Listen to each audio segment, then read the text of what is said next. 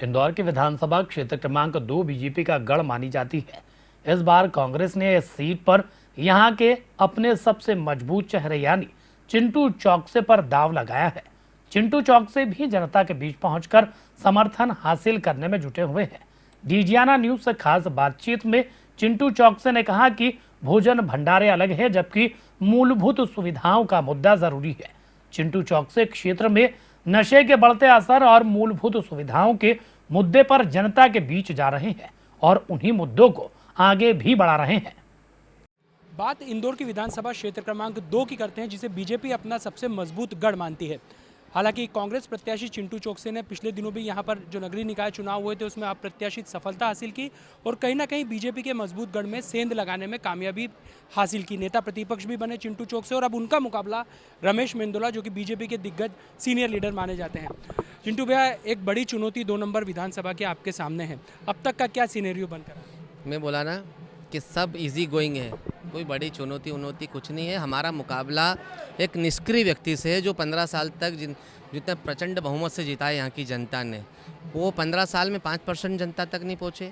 हमारा मुकाबला ऐसे व्यक्ति से है जिनका नाम शहर में इसलिए चलता है कि ये गुंडों को संरक्षण देते हैं, इसलिए चलता है कि ये चीटरों को संरक्षण देते हैं, इसलिए करते हैं कि इनके लोग और ये लोग चंदा वसूली करते हैं। तो ये पूरा राजनीति का एक परिदृश्य बदल दिया इन लोगों ने, भजन भंडारे छोटे मोटी चीज़ें। जबकि जो आदमी की एक व्यक्ति को, एक विधायक को करना चाहिए अपने क्षेत्र के लिए कि लोगों के बीच में जाए, उनके सुख दुख को समझे, कानून व्यवस्था क्या है, युवा साथी क्यों नशे की ओर बढ़ रहा है, कहाँ है बड़ा स्कूल, कहाँ है बड़ा अस्पताल, कहाँ है शासकीय योजनाएँ, इन सारी चीज़ों को लेकर हम जनता के बीच में जा रहे हैं। और कांग्रेस पार्टी का एक अपनी लहर चल रही है, दोनों चीज़ें साथ साथ काम कर रही है और हम तीव्र गति से सफलता की ओर आगे बढ़ रहे हैं। क्या चिंटू भाई, आपको लगता है कि इस बार मूलभूत सुविधाओं और स्थानीय जो क्षेत्रीय समस्याएं होती है उनका मुद्दा, धार्मिक आयोजन, भोजन भंडारे, इन पर भारी पड़ सकता है? 100% पहले भी भारी था, आज भी भारी है और कल भी भारी। देखिए, धर्म की अपनी जगह है।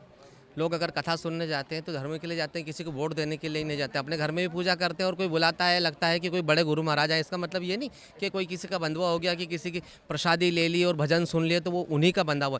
निश्चित रूप से अभी जो हम 4 वार्ड जीते वो वही कथा स्थल है इनका, जहाँ से सारी पब्लिक को लुभाने के लिए बाटा चूटी सब करते हैं। और 5वां वार्ड जो हारे वो भी वहीं से लगा हुआ वार्ड है। तो ये सारी चीज़ें साबित करती है कि धर्म अपनी जगह है और काम अपनी जगह है। कौन से ऐसे आपको इश्यूज दिखाई देते हैं जो यहाँ पर आपको ऐसा लगता है कि वो समस्याएं ठीक हो जानी चाहिए थी, क्योंकि बीजेपी लंबे समय तक इस विधानसभा क्षेत्र में जीतती आई है? देखिए, 30 साल का समय हो गया भारतीय जनता पार्टी को। यहाँ पे 3 बार कैलाश जी, 3 बार रमेश जी। अगर हम जैसे मालवीय नगर वाले वार्ड ले लो तो पूरा बद से बदतर धरती पे नर्क है। आप देख लो, हर गली में बैक लेन में कचरा है, हर गली में कचरा पड़ा हुआ है। जहाँ नाली बह रही है वहीं लोग पानी भर रहे हैं। मतलब विकास क्या होता है और विनाश क्या होता है, दोनों चीज़ें वहाँ देख लें। हम 18-19 नंबर की बात कर लें, पूरी विधानसभा में 32 की बात कर लें, 34 की बात कर लें, कहीं भी। और उसके साथ साथ जिस व्यक्ति को एक लंबे समय से मौका दिया, उन लोगों ने अपनी पपोती समझ के घमंड में इतना चकनाचूर थे कि वो पब्लिक में जाना उनने उचित चीज़ समझा। यही सब कारण है कि एक परिवर्तन की दिशा में हम आगे बढ़ रहे हैं। नशा हम लोग देख रहे हैं कि लगभग हर विधानसभा में फिलहाल सभी प्रत्याशी उसको लेकर अपनी अपनी बात रख रहे हैं। कैलाश विजयवर्गीय 2 नंबर से सबसे ज़्यादा जुड़े हुए हैं। अब 1 नंबर के प्रत्याशी वो वहाँ नशे की बात कर रहे हैं कि नशा खत्म होना चाहिए। संजय शुक्ला कांग्रेस प्रत्याशी बोल रहे हैं कि 2 नंबर में सबसे ज़्यादा नशा बिकता है, वहाँ अब तक क्यों नहीं खत्म? वो क्या सच है? देखिए, 1 नंबर हो, 2 नंबर हो, पूरा मध्य प्रदेश सरकार किसकी?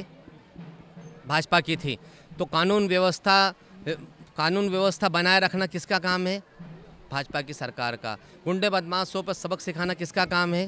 गुंडे बदमाश। नशाखोरी हो, चोरी हो, चकारी हो, इन सब चीज़ों की अगर नैतिक जिम्मेदारी है, उन चीज़ों को व्यवस्थित करने की जिम्मेदारी है, तो वो है सरकार की। अगर आज कोई भी फेल्योर है तो ये 100% भारतीय जनता पार्टी का और यहाँ के स्थानीय नेताओं का है, जिनके कारण आज पूरी कानून व्यवस्था ध्वस्त हो चुकी है। गुंडे बदमाशों के हौसले बुलंद है। मेरे ही वार्ड में एक दिन सुबह 5 बजे 6 चोरी हो गई एक साथ। तो सोच लिए कि गुंडे बदमाशों के हौसले किस लेवल पर बुलंद है। महिला अपराध में पूरे मध्य प्रदेश में, पूरे देश में मध्य प्रदेश नंबर 1 है। तो क्या है मध्य प्रदेश की स्थिति और क्या हमने मध्य प्रदेश का परिदृश्य पूरे देश में बनाया? आप नगर निगम में नेता प्रतिपक्ष भी है। हम लोग देख रहे हैं कि इस बार अभी इंदौर के आधे से ज़्यादा प्रमुख स्थलों पर सड़कें खुदी हुई है, गड्ढे हैं। क्या इसका असर इंदौर के जो पूरे चुनाव है सभी सीटों पर पड़ेगा? 100% पड़ेगा, चूंकि सबसे पहले आशा रहती है पार्षदों से लोगों को, चूंकि नगर निगम में पैसे ही नहीं है। आज की स्थिति ये है कि सैलरी बांटने के लिए नगर निगम ने 90 करोड़ रुपए का लोन ले रखा, बद से बदतर स्थिति 1500 करोड़ रुपए से ज़्यादा की देनदारी नगर निगम के ऊपर। तो नगर निगम ने जो फिजूल खर्ची पे ध्यान नहीं दिया, अपने नेताओं की आओ भगत पे 100 200 करोड़ रुपए खर्च कर दिया, इसी का कारण है कि आज नगर निगम की स्थिति बद से बदतर, दय से दयनीय हो गई है। मतलब ये सोच ले कि नगर निगम दम होने की स्थिति में आ गया है। एक आखिरी सवाल, कितने मतों से जीत का दावा करें? मैं शुरू से बोल रहा हूँ कि 25,000 प्लस वोटों से चुनाव जीतेंगे और 100% जब 3 दिसंबर को रिजल्ट आएगा तो आप भी बोलेंगे चिंटू भैया आंकड़ा कहाँ से लेके आए थे। बहुत बहुत धन्यवाद हमसे बातचीत के लिए चिंटू चौकसे जी। जनसंपर्क पे लगे हुए हैं चिंटू चौक से। 2 नंबर विधानसभा बीजेपी का मजबूत गढ़ माना जाता है और यहाँ से 25,000 मतों से जीत का दावा कांग्रेस प्रत्याशी चिंटू चौकसे ने किया है। कैमरा पर्सन नीरज करोसिया के साथ अभिषेक मिश्रा, DGNN न्यूज़ इंदौर।